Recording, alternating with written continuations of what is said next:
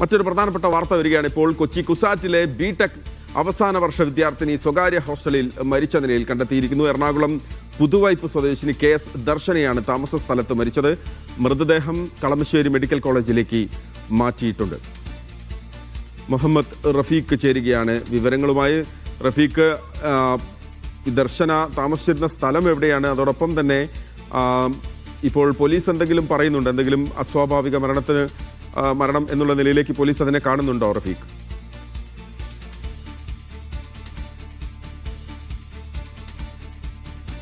സമീപത്ത് തന്നെയുള്ള ഹിദായത്ത് നഗറിനുള്ള സ്ഥലത്തുള്ള സ്വകാര്യ ഹോസ്റ്റലിലാണ് ദർശനയെ മരിച്ച നിലയിൽ കണ്ടെത്തിയത്.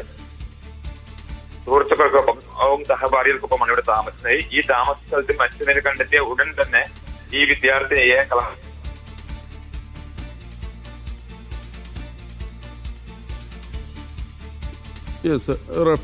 റഫീഖുമായുള്ള ടെലിഫോൺ ബന്ധത്തിൽ നേരിയ സാങ്കേതിക തടസ്സമുണ്ട്. കൊച്ചി കുസാറ്റിലെ ബിടെക് അവസാന വർഷ വിദ്യാർത്ഥിനിയാണ് ഇപ്പോൾ സ്വകാര്യ ഹോസ്റ്റലിൽ മരിച്ച നിലയിൽ കണ്ടെത്തിയിരിക്കുന്നത്. എറണാകുളം പുതുവൈപ്പ് സ്വദേശിനി KS ദർശന താമസ സ്ഥലത്ത് മരിച്ച നിലയിൽ കണ്ടെത്തുകയായിരുന്നു. ദർശനയെ മൃതദേഹം ഇപ്പോൾ കളമശ്ശേരി മെഡിക്കൽ കോളേജിലേക്ക് മാറ്റിയിട്ടുണ്ട്.